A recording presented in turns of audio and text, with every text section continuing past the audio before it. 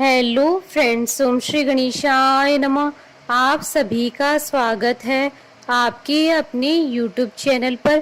Friends, आज हम आपको इस वीडियो में बताने जा रहे हैं श्रावण मास महात्म के 20वें अध्याय की कथा के बारे में, जिसको सुनने मात्र से ही आपको सभी कार्यों में मिलेगी सफलता।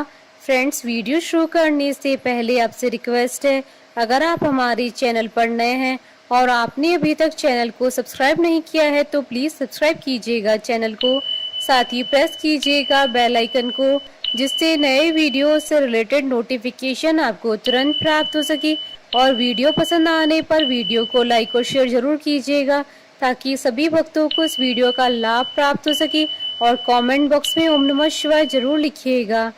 श्रावण मास महात्म सभी प्रकार के विघ्नों का नाश करने वाले तथा सारी सृष्टि का पालन करने वाले श्री गणेश जी तथा ज्ञान के दाता देवी श्री सरस्वती जी तथा सब पुराणों के कर्ता श्री व्यास जी तथा गुरुदेव जी के चरण कमलों में नमस्कार करके भगवान की श्रद्धा और भक्ति रस में डूबे हुए श्रावण मास महात्म की कथा कहती हूँ।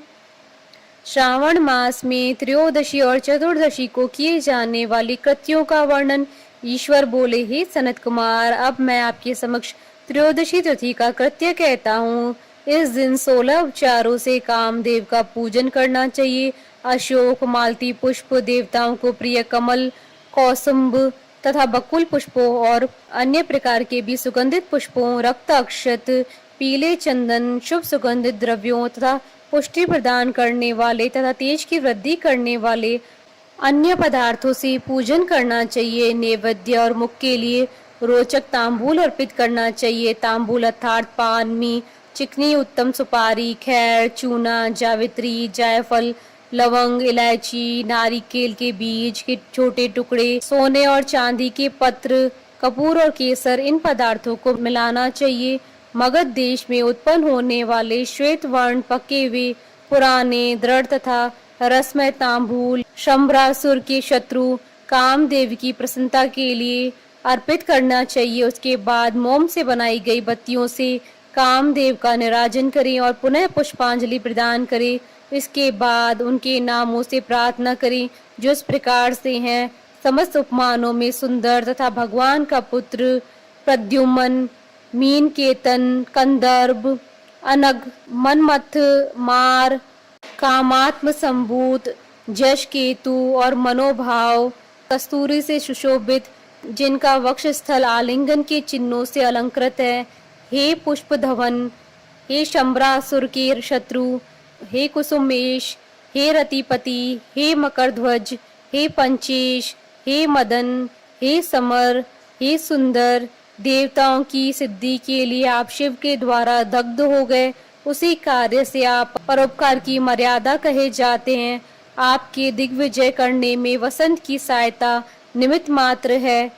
इंद्र दिन रात आपका मनोरंजन करने में लगे रहते हैं, क्योंकि अपने पद से च्युत होने की शंका में वे तपस्वियों से भी भयभीत रहते हैं। आपके अतिरिक्त दृढ़ मन वाला कौन है जो शिवजी से विरोध कर सकता है?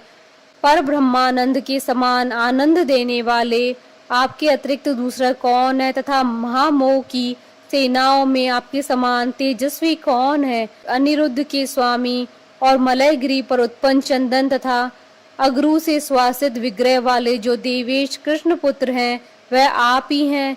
हे शरतकालीन चंद्रमा के उत्तम मित्र, हे जगत की सृष्टि के कारण, जगत पर विजय के समय दक्षिण दिशा तथा पवन देव आपके सहायक थे।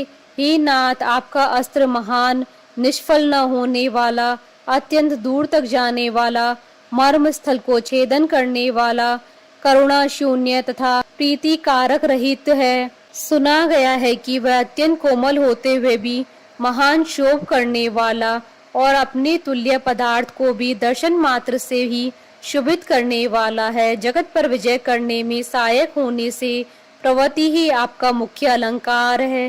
हे विभो, आपने सभी श्रेष्ठ देवताओं को उपहास के योग्य बना दिया। हे मानद, यह वर्णन मैंने मुख्य रूप से किया है, अधिक कहने से क्या लाभ है। इस लोक में अपने वश में रहने वाले ब्राह्मण विरले हैं।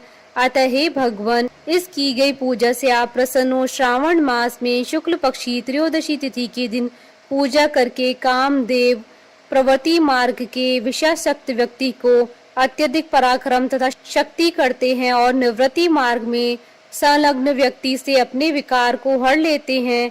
श्रावण मास में शुक्ल पक्ष की त्रयोदशी तिथि में अपनी पूजा के द्वारा संतुष्ट होकर ये कामदेव सकाम पुरुष को अनेक प्रकार के अलंकारों से भूषित तथा मनोरम स्त्रियां प्रदान करते हैं और दीर्घ जीवी गुणों से संपन्न सुख देने वाले तथा श्रेष्ठ वंश परंपरा वाले अनेक पुत्र देते हैं। हे मानव, त्रयोदशी तिथि का जो शुभ कृत्य है उसे मैंने कह दिया। अब चतुर्दशी तिथि में जो करना चाहिए उसे सुनिए। अष्टमी को देवी का पवित्रारोपण करने को मैंने आपसे कहा है। वह यदि उस दिन न किया गया हो तो चतुर्दशी के दिन पवित्रक धारण कराए। चतुर्दशी तिथि को त्रिनेत्र शिव जी को पवित्रक अर्पण करना चाहिए। इसमें पवित्रक धारण कराने की विधि देवी तथा विष्णु जी की पवित्रक विधि के समान ही है। केवल प्रार्थना तथा नाम आदि में अंतर कर लेना चाहिए। शैव, आगम तथा जाबाल आदि ग्रंथों में इसकी जो विधि है उसी को मैंने कहा है। विकल्प में इससे जो कुछ विशेष है उसे मैं आपको बताता हूँ। 11 अथवा 48 अथवा 50 तारों का समान ग्रंथि तथा समान अंतराल वाला पवित्रक बनाना चाहिए। पवित्रक 12 अंगुल प्रमाण के, 8 अंगुल प्रमाण के, 4 अंगुल प्रमाण के अथवा पूजित शिवलिंग के विस्तार के प्रभाव वाले बनाकर शिव जी की प्रसन्नता के लिए अर्पण कर देने चाहिए। विधि पहले बताई गई है, फल आदि पहले कहे जा चुकी हैं। जो इस व्रत को करता है वह कैलाश लोक को प्राप्त करता है। हे वत्स, मैंने यह सब आपसे कह दिया, अब आप और क्या सुनना चाहते हैं?